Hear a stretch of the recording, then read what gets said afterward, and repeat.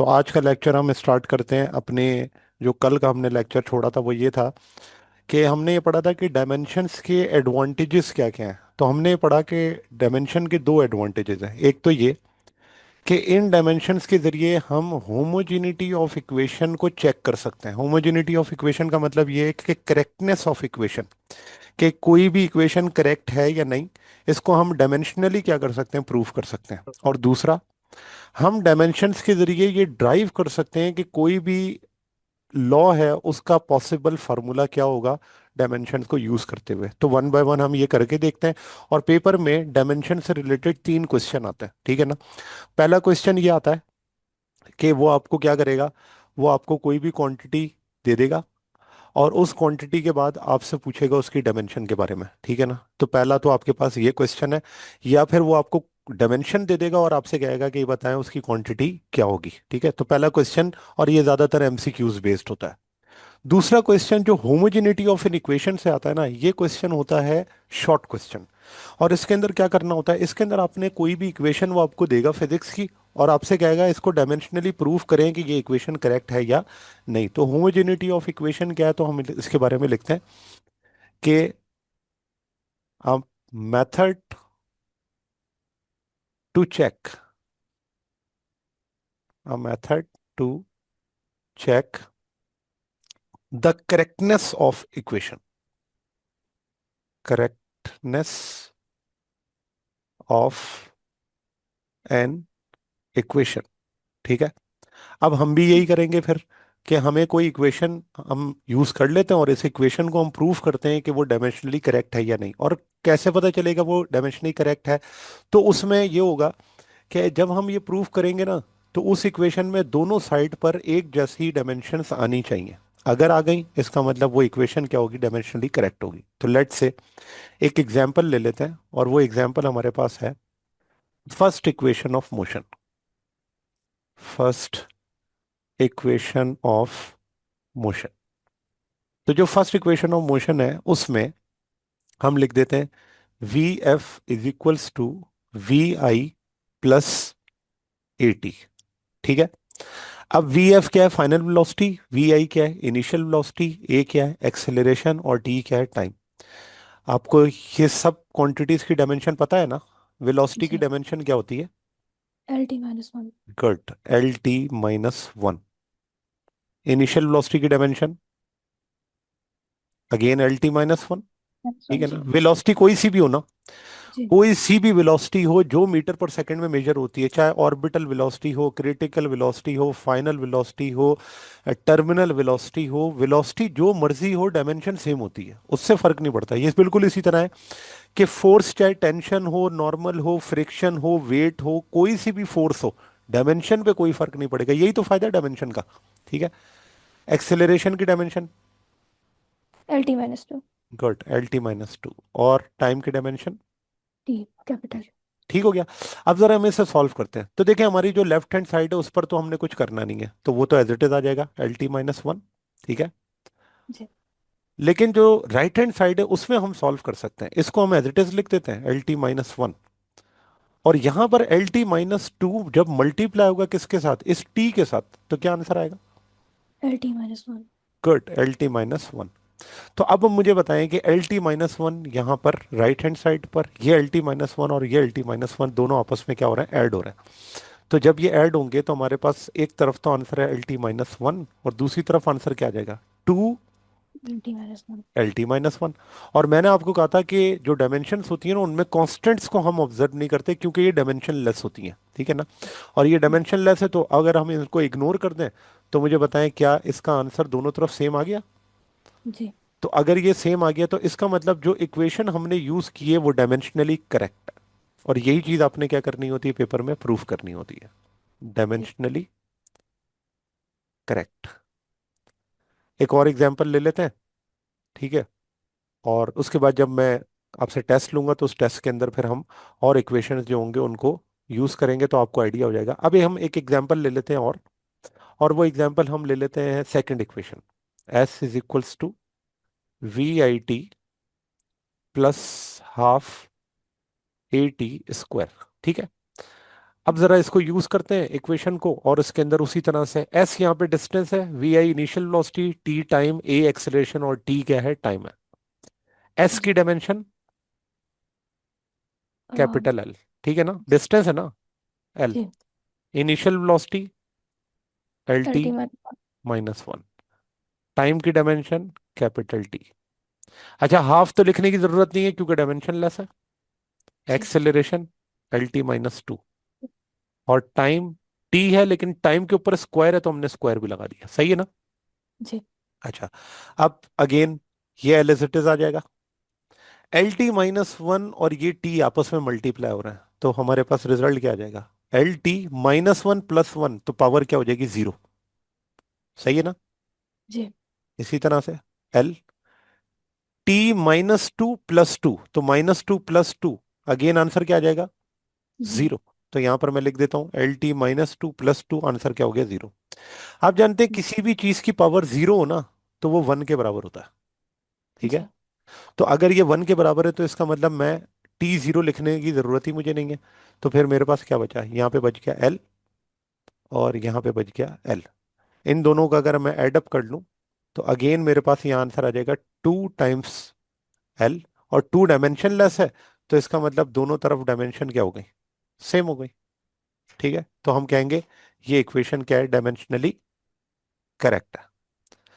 तो यहाँ पर फिजिक्स में जितनी भी आपके पास इक्वेशन है ना, उन इक्वेशन को आप किसी भी तरह से प्रूफ करें डायमेंशनली, वो हमेशा क्या होंगी, करेक्ट होंगी, ठीक है ना। अब एक और एग्जांपल लास्ट लेके, और उसके बाद फिर हम अगले टॉपिक या इसकी जो अगली एडवांटेज है उसको डिस्कस करते हैं। तो अब मैं थोड़ी सी इक्वेशन को चेंज कर रहा हूँ, और ये इक्वेशन जो है वो आप पढ़ सकते हैं कहाँ पर, चैप्टर नंबर 9 जो वेव्स से रिलेटेड चैप्टर है उसके अंदर ये आपके पास इक्वेशन मौजूद है। और ये इक्वेशन है speed of transfer waves. Formula है v = under root T divided by T multiply by L/m। यहां पर जो v है वो स्पीड है, v क्या है, जी। स्पीड। जो t है वो टेंशन फोर्स है, जी। जो L है वो लेंथ, और जो m है वो मास है। तो अब आप देखें सबकी डायमेंशन आपको पता है ना, स्पीड की जी। डायमेंशन क्या है बताएं। स्पीड की डायमेंशन अभी मैंने आपको बताई थी ना, L t - 1 है। वेलोसिटी या ओके। स्पीड एक ही बात होती है ओ। ना, ओ ठीक है। राइट। जी। अच्छा, अब रूट को मैं 1/2 लिख सकता हूँ, ये जो रूट यहां पर लगा हुआ है, जी। तो मैंने इसको 1/2। अच्छा, टेंशन फोर्स है, फोर्स की डायमेंशन क्या थी, M L T - 2, ठीक है ना। जी। वो टेबल आपके पास मौजूद होगा। अच्छा, फिर लेंथ जी। की डायमेंशन क्या है, कैपिटल L, जी कैपिटल है। और मास की डायमेंशन क्या है, कैपिटल M। एम। सही है। अब ये जी। देखो कि ये जो तुम्हें M नजर आ रहा है और ये वाला M, ये दोनों क्या हो रहा है, कैंसिल आउट, ऊपर नीचे।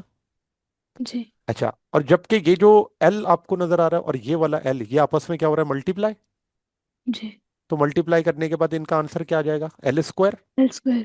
चलो, तो लेफ्ट हैंड साइड पे हमारे पास बचा L t - 1, और राइट हैंड साइड पर अगर हम देखें तो होगा L² t - 2, और पावर क्या है, 1/2, ठीक है। जी। जी। ये 1/2 जब इन दोनों के साथ आके मल्टीप्लाई करेगी, तो यहां पे आपके पास आ जाएगा L² multiply by 1/2, and G. t - 2 multiply by 1/2, ठीक है। अब देखें ये टू टू क्या हो जाएगा, आपस में कैंसिल हो जाएगा, ये वाला जी। टू और ये वाला टू, इसी तरह ये वाला टू और ये वाला टू कैंसिल हो जाएगा। जब कैंसिल हो जी। जाएगा तो फिर हमारे पास जो फाइनल आंसर आएगा, वो LT - 1। बिल्कुल L t - 1, और यहां पर भी क्या आएगा, L t - 1। तो देखें हो गई इक्वेशन डायमेंशनली करेक्ट। जी। तो इस तरह से आपको पेपर के अंदर शॉर्ट क्वेश्चन में कोई भी वो आपको इक्वेशन दे सकता है, और आपसे कहता है ये बताओ इस इक्वेशन की होमोजेनिटी इक्वेशन या करेक्टनेस ऑफ इक्वेशन, या फिर आप इस इक्वेशन को डायमेंशनली प्रूफ करें कि ये डायमेंशनली करेक्ट है। तो फिजिक्स की मैक्सिमम जो भी इक्वेशन है वो सारी की सारी डायमेंशनली करेक्ट होती है। तरीका करने का ये है कि आपको ये पता होना चाहिए कौन सी क्वांटिटी की इक्वेशन क्या होगी, ठीक है। जी। चलो, दूसरा एडवांटेज, इस डायमेंशंस के जरिए हम फॉर्मूला क्या कर सकते हैं, ड्राइव कर सकते हैं।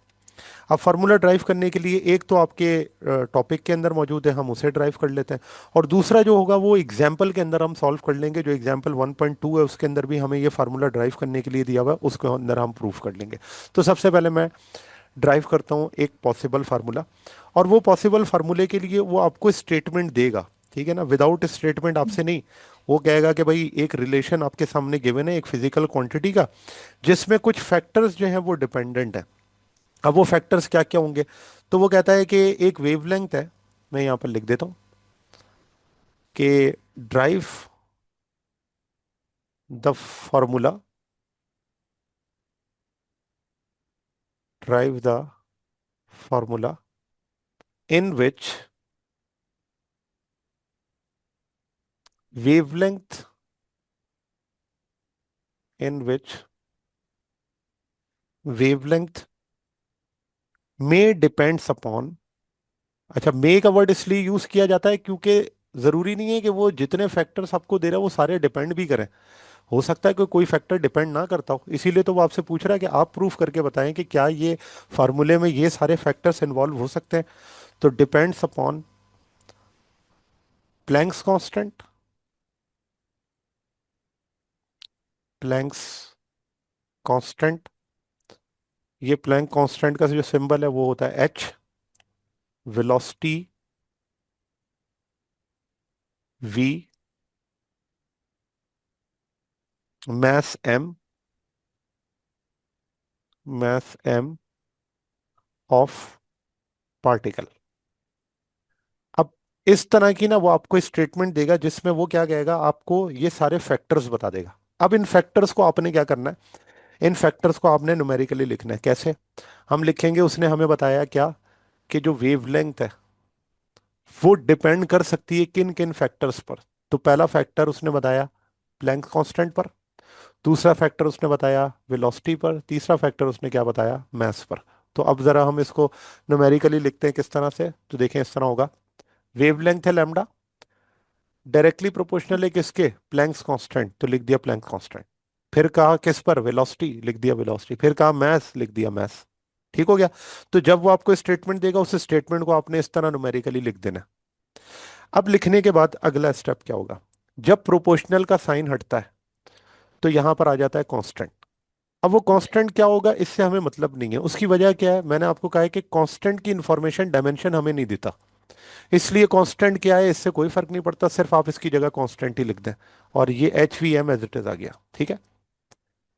नेक्स्ट स्टेप इसमें यह है कि जो भी उसने हमें फैक्टर्स दिए हैं कि भाई इन फैक्टर्स पे ये वेवलेंथ डिपेंड कर सकती है। अब वो फैक्टर्स वाकई में डिपेंड करते हैं या नहीं करते, तो उसके लिए हम क्या करते हैं, इनके ऊपर पावर्स लगा देते हैं। एच के ऊपर पावर ए, वी के ऊपर पावर बी, एम के ऊपर पावर सी। अब देखो, लेट से मैंने अभी आपको बताया कि अगर किसी भी बॉडी या किसी भी चीज के ऊपर पावर जीरो हो जाए तो वो किसके बराबर हो जाती है, वन के। लेकिन अगर किसी चीज के ऊपर पावर वन है तो उसे हम एक्स ही लिखते हैं। इसका मतलब ये हुआ कि अगर इन पावर्स में से किसी भी पावर की वैल्यू जीरो हो गई, इसका मतलब एच वहां से खत्म हो जाएगा। तो फिर हमें यह पता चलेगा कि वेवलेंथ एच के ऊपर डिपेंड नहीं करती। लेकिन अगर एच के ऊपर जो पावर मैंने ए लिखी है उसे मैं फाइंड आउट करूंगा और उसका आंसर वन निकल आया या टू निकल आया, थ्री निकल आया, इसका मतलब ये है कि वेवलेंथ एच के ऊपर डिपेंड करती है। ठीक है ना? तो ये चीज हमें फाइंड आउट करनी पड़ेगी पहले कि ए बी सी है क्या। अगर वो A B C non zero हुए तो इससे ये बात कंफर्म हो जाएगी कि वेवलेंथ वाकई में इन तीनों फैक्टर पर डिपेंड करती है। लेकिन अगर इन ए बी सी का आंसर क्या आ गया, जीरो आ गया, तो इसका मतलब ये है कि वेवलेंथ इन फैक्टर्स के ऊपर डिपेंड नहीं करती। सही है। तो अब हम इसको कैसे फाइंड आउट करेंगे? तो देखें, इसके लिए आपको वेवलेंथ की डायमेंशन पता होनी चाहिए। तो मैं यहां पर वेवलेंथ की डायमेंशन आपको बता देता हूं।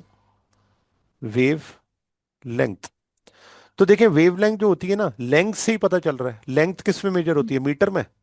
तो बस जी। ये जो लेंथ है ये वेव की है, तो इस वजह से इसकी डायमेंशन वही होगी जो कि लेंथ की होती है, जी। Capital L. एल। ठीक है। अच्छा, मास की डायमेंशन आपको पता है, जी, capital capital M. M. Speed की डायमेंशन आपको पता है, जी, एल टी -1। -1। अच्छा, अब आता है प्लैंक्स कांस्टेंट। इसकी डायमेंशन आपको नहीं पता क्योंकि ऊपर मैंने टेबल में नहीं लिखवाई हुई, तो मैं आपको सॉल्व करके बता देता हूँ। एनर्जी का जो फार्मूला होता है ना, उसे हम इस तरह से लिखते हैं, E = H F। जी। ये आइंस्टाइन की एक प्लैंक्स थ्योरी, उसके मुताबिक ये फार्मूला है, आपकी बुक में भी मौजूद है, और इससे रिलेटेड एक्सरसाइज के क्वेश्चन भी है। तो अब यहाँ पर मुझे अगर एच की डायमेंशन निकालनी है ना, तो मैं फार्मूले को रीअरेंज कर लूंगा, E/F, और वो बराबर है किसके, एच के। ठीक है। अब यहाँ पर जो ई है, एनर्जी, एनर्जी की डायमेंशन मैंने कहा था, एनर्जी कोई सी भी हो, चाहे काइनेटिक है, चाहे पोटेंशियल है, चाहे कोई सी भी एनर्जी हो, उसकी डायमेंशन होती है ml² T-2। जी। और फ्रीक्वेंसी की डायमेंशन होती है T-1। ठीक है ना। फ्रीक्वेंसी रेसिप्रोकल होती है ना किसके, टाइम के। थैंक तो यू। अगर जी। मैं यहाँ पर लिखूं फ्रीक्वेंसी रेसिप्रोकल है टाइम के, तो टाइम की डायमेंशन क्या हो गई, टी, और टी ऊपर आगे क्या हो जाएगा, -1। तो जी। टी की डायमेंशन भी पता चल गई। ठीक है, फ्रीक्वेंसी की। अब T-1 ऊपर आ जाएगा तो क्या हो जाएगा, इक्वेशन बन जाएगी ml² T-3। जी। ये डायमेंशन आपको किसकी पता चल गई, प्लैंक्स कांस्टेंट की। ठीक है। जी। अब ये डायमेंशन आपको पता है, इन डायमेंशंस को आपने क्या करना है, यूज करना है अपनी इक्वेशन में। ठीक है। जी। तो अब हम ये करते हैं कि हमारे पास जो क्वेश्चन गिवन था, उस क्वेश्चन में हम वापस आते हैं और ये वैल्यूज को सब्स्टिट्यूट करते हैं जहां जहां जो क्वांटिटी लिखी हुई है। तो लैम्डा यहाँ लिखा हुआ था, लैम्डा की जगह पे हमने क्या लिख दिया, कैपिटल एल। ठीक है। कांस्टेंट को मैं जी। अभी साथ नहीं लिखता हूँ, इसको एंड में जाकर हम लिख लेंगे। सबसे पहले हम एच की बात करते हैं, और इस इक्वेशन को हम कह देते हैं इक्वेशन नंबर 1, क्योंकि जब हमें ए बी सी पता चल जाएगा तो फिर हम इक्वेशन 1 में आके उन्हें पुट करेंगे और फार्मूला बनाएंगे। सही है। जी। अच्छा, तो एच की डायमेंशन क्या थी, ml² T-3। तो मैं यहाँ लिख देता हूँ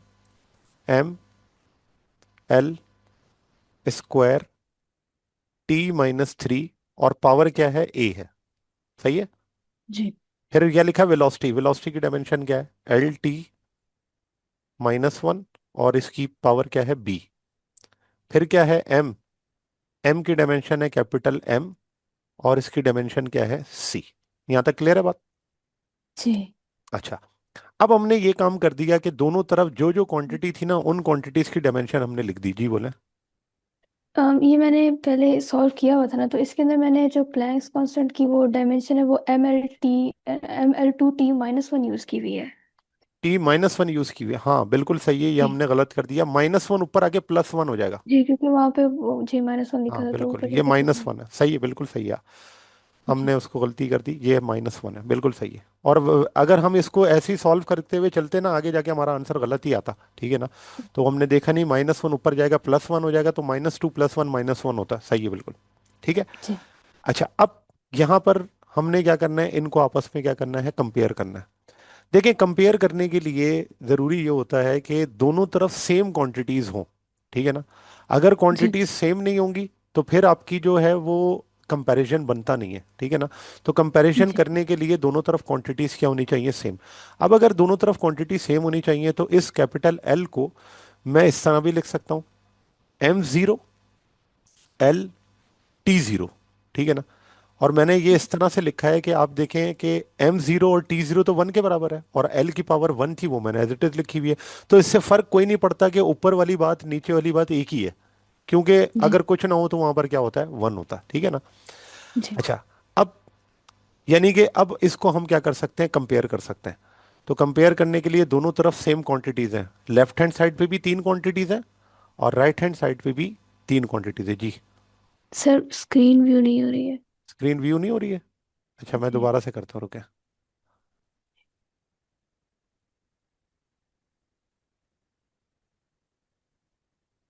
जिस तक अब वर्क हो देखें, रही है। हो गई है। हम्म। अच्छा, तो यहाँ पे अब हमारे पास जो था वो ये इक्वेशन बन गई थी, और इस इक्वेशन को अब हमने क्या करना है, कंपेयर करना है। तो देखें, कंपेयर करने के लिए अब सबसे पहले मैं मैथ्स को कंपेयर कर लेता हूँ। तो जब मैं मैथ्स को कंपेयर करूंगा, तो एक तरफ मैथ्स की पावर है 0, और राइट हैंड साइड पे मैथ्स की क्या क्या पावर्स हैं वो जरा हम लिख लेते हैं। देखो, ये वाला जो m आपको नजर आ रहा है, इस m के ऊपर पावर है a, और जी। ये वाला जो m है इसकी पावर है c। तो अब जी। m तो हमने एक ही दफा लिखना है, लेकिन उनकी पावर्स को अगर साथ में लिखें तो क्या लिखेंगे, a + c। जी। ठीक है ना। अच्छा, अब क्योंकि दोनों बेसिस सेम है तो पावर्स नीचे आ जाएंगी। क्योंकि ये रूल है मैथ का कि जब बेसिस सेम हो तो पावर हम कॉपी कर लेते हैं डाउनवर्ड। तो यहां पर हो जाएगा 0 = a+c। यहां तक क्लियर है बात? जी। अच्छा, अब अगले पे आ जाए। अब हम कंपेयर करते हैं किसको, एल को। तो यहां पर एल की पावर है 1, और राइट हैंड साइड पे एल की क्या क्या पावर्स हैं जरा कंपेयर करें। यहां पर एल के ऊपर 2 भी है और एल के ऊपर ए भी है। जी। फिर इस एल के ऊपर आपके पास बी है। तो जब हम इसको लिखेंगे तो क्या लिखेंगे, इसको हम लिखेंगे 2a +b। Plus B. तो इन दोनों की भी बेसिस से में पावर नीचे आ जाएगी, तो क्या हो जाएगा, 1 = 2a+b। ठीक है, ये हमने जी। लिख दिया। अब अगर हमें ए या बी पता होता तो हम वो वैल्यूज पुट करके क्या कर सकते थे, उसे फाइंड आउट कर सकते थे। तो चले हम आगे जाके इसको सॉल्व कर लेते हैं और उसके बाद फिर वापस आएंगे, ठीक है। जी। अगला, अब हमारे पास क्या बचा कंपेयर करने के लिए, टी। तो यहां पर टी की पावर है 0, और यहां पर टी की पावर्स क्या क्या है। तो अगर आप देखें यहाँ पर टी की पावर है -1 और ए भी है, और यहां पर भी जी। टी की पावर -1 बी भी है। तो इसका जी। मतलब मैं क्या लिखूंगा इसके अंदर, मैं लिखूंगा टी -a की पावर -b। -a - B. ठीक है, और यहां पर जी। आपके पास क्या है, ये 0 है। तो ये 0 = -a - बी। ठीक है, यहां तक क्लियर है बात? अच्छा, जी। अब इसमें से ये करना है कि मैंने किसी एक वैल्यू को फाइंड आउट करना है। तो अगर मैं -b को उधर भेज दूं, तो ये -b किसके बराबर हो जाएगा, +b के, ठीक है ना। जी। तो यहां पर आपके पास जो है वो इस तरह से हो जाएगा। या हम ये कर सकते हैं कि पहले इसमें से माइनस कॉमन ले लें। अगर हम इसमें से माइनस कॉमन लेंगे तो ये आपके पास आ जाएगा -a + b। माइनस मल्टीप्लाई कर रहा है, जीरो के नीचे जाके क्या हो जाएगा, डिवाइड हो जाएगा। तो इसका मतलब हमारे पास बचेगा a + b = 0। और यहां से a बराबर आ जाएगा किसके, -b के। यहां तक क्लियर है बात? जी। अच्छा, अब मुझे a की वैल्यू पता चल गई -b। तो मैं वापस जाता हूं और अपनी इक्वेशन में पुट करता हूं 1 = 2।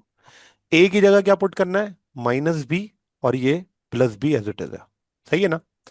अब जी। 2b + b, यानी कि -2b और +b क्या हो जाएगा, -2b और +b। तो मुझे बताएं, 2 में से 1 जाएगा तो क्या बचेगा, माइनस का b बचेगा ना। माइनस का भी, यस। ठीक हो गया। अच्छा, अब ये माइनस का b और दूसरी तरफ क्या है, हमारे पास 1 है। जी। तो यानी कि यहां पर जो 1 है वो किसके बराबर आ गया, -b के। तो फिर मैं ये भी लिख सकता हूँ ना कि b किसके बराबर है, -1 के। जी। ठीक हो गया। इसका मतलब यहां पर मुझे b की वैल्यू पता चल गई, जो कि क्या है, -1 है। सही है। अब यस। वापस आए और a में b की जगह पर वैल्यू पुट कर दें, और b की जगह पर वैल्यू क्या है, -1। तो a किसके बराबर हो जाएगा, माइनस माइनस प्लस, ये हो गया 1। अब आप देखें, हमें दो वैल्यूज पता चल गई। एक हमें पता चल गया b, एक हमें पता चल गया a। अब हमें क्या निकालना है, c। तो c निकालने के लिए मुझे इस a की जगह क्या पुट करना है, 1। 1 पुट करना है। तो जब मैं 1 पुट करूंगा और 1 को दूसरी तरफ ले जाऊंगा, तो ये क्या हो जाएगा, -1 हो जाएगा ना। जी क्लियर है ना ये बात, यस। कि c की वैल्यू यहां से क्या आ गई, ये -1 आ गई। मैंने यस। पुट करके दूसरी तरफ भेज दिया। अब देखो, इसका मतलब ए बी सी तीनों की वैल्यूज हमें क्या पता चल गई हैं, पता चल गई हैं।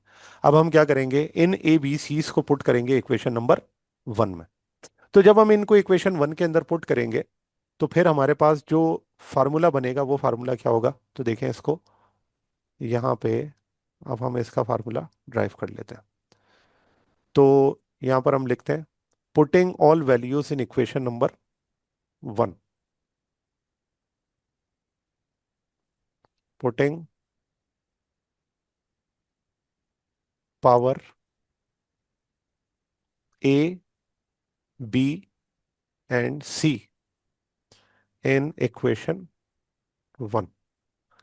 तो यहाँ पे आपके पास आ जाएगा λ = कांस्टेंट, और इस कांस्टेंट के साथ एच के ऊपर पावर है ए, और ए की वैल्यू क्या है, 1। वेलोसिटी के ऊपर पावर है बी, और बी की पावर है -1। और इसी तरीके से मैथ की वैल्यू है सी, और सी की पावर है -1। ठीक है। यस। तो अब हम ये करते हैं कि अगर इसको -1 की पावर को प्लस बनाए, तो इसका मतलब जो दो क्वांटिटीज माइनस के साथ आ रही हैं पावर्स में, उन्हें आप क्या करते हैं, डिनोमिनेटर में लिख देते हैं। तो फार्मूला हमारे पास क्या बन जाएगा, lambda is equals to H upon M V. तो ये जो हमने फार्मूला यहाँ से ड्राइव किया है, ये फार्मूला हमने किसके जरिए ड्राइव किया है, डायमेंशंस के जरिए। और देखें, क्योंकि वाकई में ये वेवलेंथ पर ये फैक्टर्स डिपेंड करते थे, इसी वजह से ये फैक्टर्स आपको यहाँ पर अभी भी नजर आ रहा है। अगर ये ना डिपेंड करते होते तो अभी तक ये क्या हो चुके होते, यहाँ से एलिमिनेट हो चुके होते, क्योंकि जब हम पावर्स निकालेंगे तो उसके बाद तो बचना ही कोई नहीं था इन्होंने। बात समझ आ गई?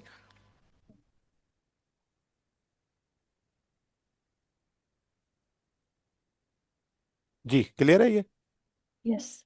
चलो, तो अब ये तो हो गया हमारे पास क्या, कि हम किसी भी इक्वेशन को या किसी भी फॉर्मूले को डायमेंशंस को यूज करते हुए ड्राइव कर सकते हैं। आपकी एक एग्जांपल 1.2, उसको भी आप सॉल्व कर कर देखिएगा, और उसमें अगर कोई प्रॉब्लम हो जिसमें हमने टाइम पीरियड को क्या करना है, प्रूफ करना है, वैसे मैंने ख्याल में डाला हुआ है मैंने इसके अंदर एग्जाम्पल में, तो उसको हम जरा जल्दी से प्रूफ कर लेंगे।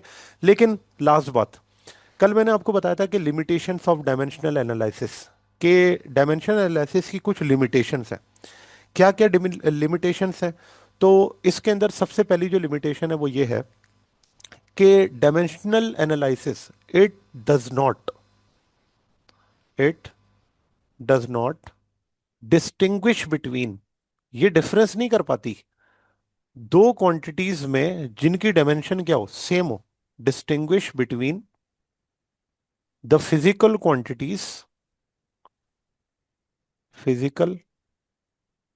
Quantities having same dimension, quantities having same dimension. Example यही है कि वर्क और टॉर्क दोनों की डायमेंशन क्या है, सेम है। यस। तो जो डायमेंशन है उसकी लिमिटेशन ये है कि ये आपको डिफरेंस करके नहीं देगी कि कौन सी क्वांटिटी है। अगर अगर मैं आपको लिख दूं कि ml² T-2, ये किसकी डायमेंशन है, तो आप इसमें कंफ्यूज हैं, क्यों? क्योंकि ये डायमेंशन एनर्जी की भी है, kinetic energy, potential energy, torque, work, सबकी डायमेंशन तो यही है। इसका मतलब ये इसकी क्या हो गई, लिमिटेशन हो गई। दूसरी बात, कि डायमेंशन एनालिसिस जो होती है वो आपको कोई ऐसा फार्मूला ड्राइव करके नहीं देगी जिसमें ट्रिग्नोमेट्रिक फंक्शंस अवेलेबल हो। ठीक है, dimension analysis it can not B, अभी ऊपर हमने जो फार्मूला ड्राइव किया उसके अंदर एंगल मौजूद नहीं था, तो it can not be use to drive formula involving involving trigonometry,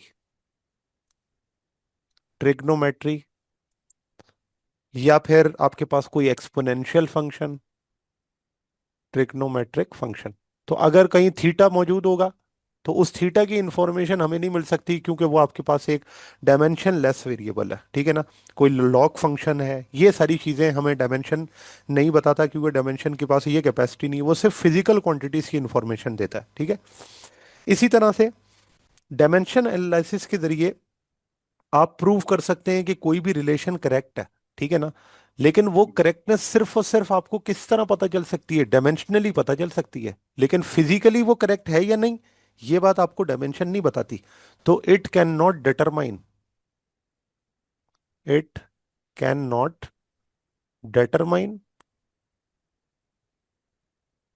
determine a relation is physically correct. हाँ, ये आपको डायमेंशनली करेक्टनेस के बारे में बता देगा, जैसे कि ऊपर हमने किया। ठीक है ना? लेकिन क्या वो फिजिकली भी वो फार्मूला करेक्ट है या नहीं? फिजिकली करेक्ट से मुराद यही है कि वो आप अपनी लाइफ पर अप्लाई कर कर देखते हैं तो क्या वो फार्मूला आपको रिजल्ट सही देता है या नहीं देता। ठीक है, ये बात है फिजिकली करेक्ट होने की। हाँ, डायमेंशनली करेक्ट है, दोनों तरफ क्या आ रहा है, सेम डायमेंशन आ रही है, तो हम कहेंगे कि हाँ जी वो करेक्ट है।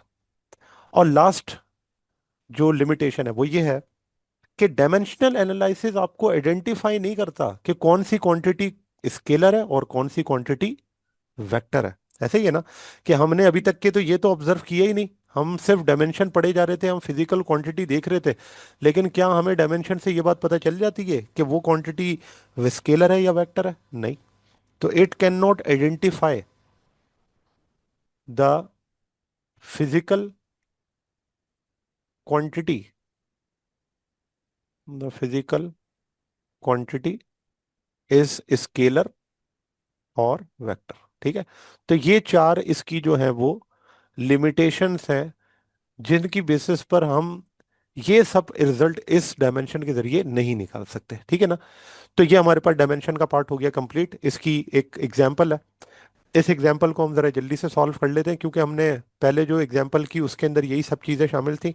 अब इसमें कहता है drive the formula for time period of simple pendulum using dimensional analysis. ठीक है। और उसने हमें इसकी डिपेंडेंस दी हुई है, उस डिपेंडेंस को मैं पढ़ देता हूँ। लिखता है time period of simple pendulum is possibility depending on mass of the bob. तो मैं यहाँ पर इसकी मैथमेटिकल इक्वेशन लिखता हूँ। टाइम पीरियड में depends on mass of the bob, length of the pendulum, angle with which theta makes with the vertical, and acceleration due to gravity. ये चार फैक्टर्स उसने हमें दिए हुए हैं। और उसके बारे में उसने यही कहा हुआ है कि भाई ये डिपेंड कर भी सकते हैं और नहीं भी कर सकते, तो मे का वर्ड यूज किया हुआ है। अब हम क्या करते हैं, जब हमें फैक्टर्स पता चल जाते हैं तो हम क्या लगा देते हैं, power, A B C D. ठीक है ना, चारों पावर्स लगा दी। अब सबसे पहले आप देखें कि आपको मैथ की डायमेंशन पता है, लेंथ की डायमेंशन पता है, जी की डायमेंशन पता है, लेकिन क्या आपको जी। थीटा की डायमेंशन पता है? नहीं। नहीं पता। चलो थीटा की डायमेंशन पहले निकाल लेते हैं। देखो, थीटा की डायमेंशन निकालने के लिए मैं कोई सा भी ट्रिग्नोमेट्रिक रेशो यूज कर लेता हूं, साइन थीटा। तो साइन थीटा और थीटा स्मॉलर एंगल्स के लिए इक्वल होता है। ये मैंने इसलिए लिखा है ताकि साइन थीटा से सिर्फ मैं फार्मूला बना लूं। साइन थीटा बराबर होता है परपेंडिकुलर अपॉन हाइपोटेनियस के। ठीक है ना। जी। परपेंडिकुलर, कोई भी आपके पास साइड है तो वो साइड मेजर किस में होगी, मीटर में। हाइपोटेनियस भी किस में मेजर होगी, मीटर में। और हर जी। वो चीज जो मीटर में मेजर होती है उसकी डायमेंशन क्या होती है, एल।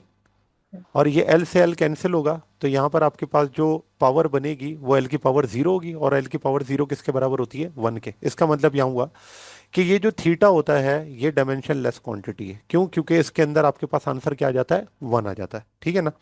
तो यहाँ पर इसका मतलब हमें थीटा लगाने की जरूरत नहीं है। क्यों? क्योंकि इसकी पावर एंड में जाके क्या हो जाएगी, जीरो हो जाएगी, और वो वन के बराबर है। इसका मतलब टाइम पीरियड थीटा पे डिपेंड नहीं करता। ठीक है ना।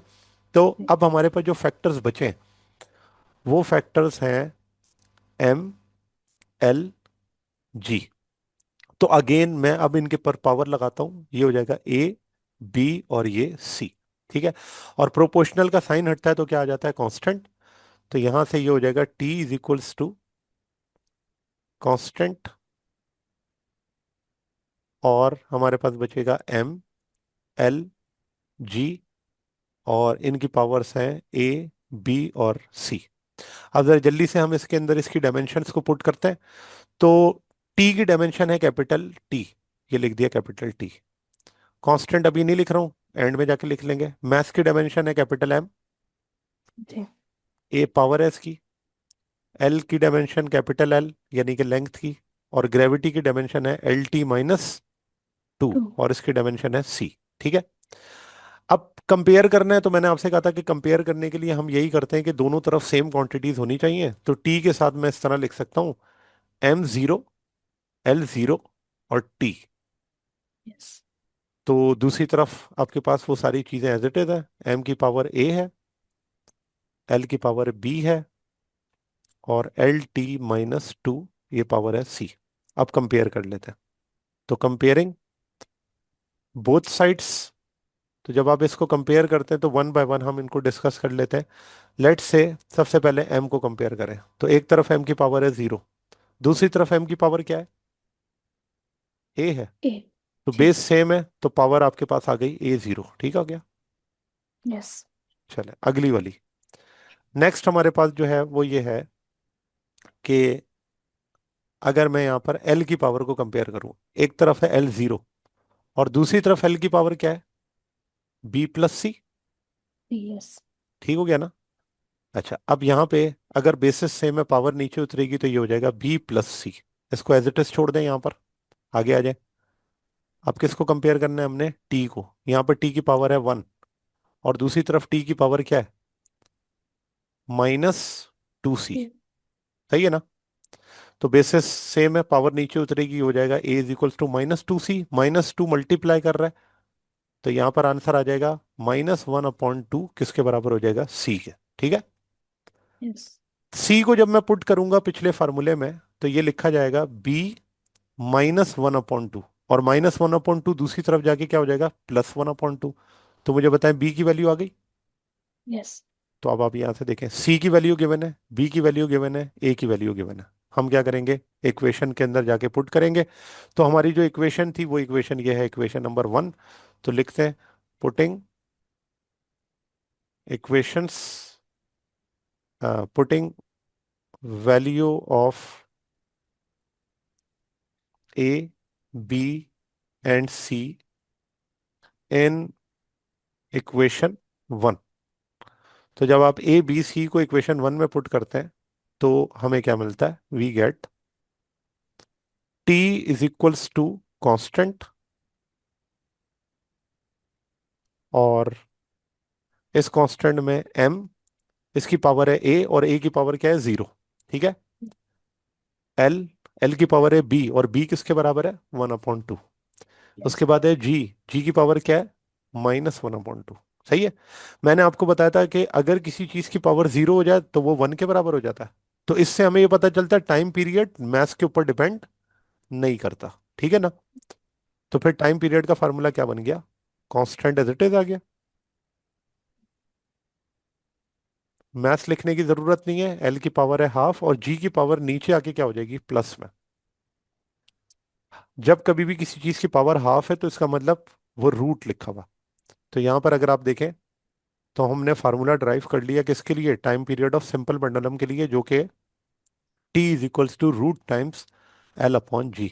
और कांस्टेंट आपके पास क्या होता है, ये इंफॉर्मेशन डायमेंशन नहीं देता, यही इसकी लिमिटेशन है कि कांस्टेंट की कोई इंफॉर्मेशन इसके पास नहीं है। लेकिन आपको ये पता चल गया टाइम पीरियड लेंथ और ग्रेविटी पे डिपेंड कर रहा है। तो कौन से दो फैक्टर उसने हमें एक्स्ट्रा बता दिए थे, उसने हमें मैस और थीटा जो था वो एक्स्ट्रा बताया था, कि इसी वजह से उसने मे का वर्ड यूज किया था।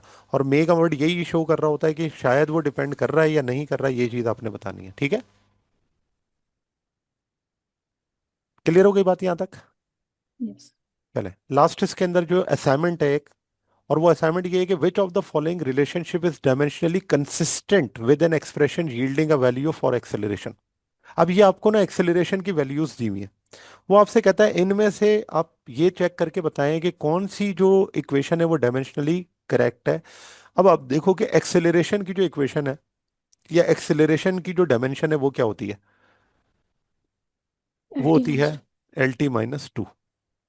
अब हमने यस। क्या करना है, वन बाय वन हर एक को प्रूफ कर कर देखना है कि किसकी डायमेंशन इस ए से मैच करती है। तो हम कर लेते हैं सबसे पहला पार्ट ए। यहां पर लिखा हुआ है V/T²। V है वेलोसिटी, ठीक है ना। तो वेलोसिटी की डायमेंशन है LT-1, यस। और टी आपके पास टाइम है, इसकी पावर क्या है, T²। ये स्क्वायर ऊपर जाके -1 हो जाएगा, तो इसका मतलब आंसर क्या आ गया, LT-3। ठीक हो गया ना। तो ये डायमेंशन तो एक्सेलरेशन से मैच नहीं कर रही। अब आ जाए बी पार्ट पे। पी पार्ट में है V/x²। अगेन V की जगह लिखेंगे LT-1, और x की जगह लिखेंगे L, ऊपर स्क्वायर। ये L स्क्वायर ऊपर जाएगा तो क्या हो जाएगा, 2 ऊपर जाके बाद -2 हो जाएगा। 1 - 2 बराबर होगा -1 के। ये लिखूंगा ना। यस। Again L. ये क्या मैच कर रहा है एक्सेलरेशन से, नो। नहीं कर रहा। आ जाए सी पार्ट पर। V² / T, तो LT-1, और पावर है 2, और T की डायमेंशन है T। अब ये स्क्वायर अंदर मल्टीप्लाई करेगा तो ये हो जाएगा L²T-2, और यहाँ है T। ये T ऊपर जाएगा तो यहाँ पर पावर है 1, ऊपर जाके -1, तो आंसर आ जाएगा L²T-3। अगेन ये आंसर भी मैच नहीं कर रहा एक्सेलरेशन से। अब आ जाए यस। डी पार्ट पर। तो डी पार्ट में है V² / X।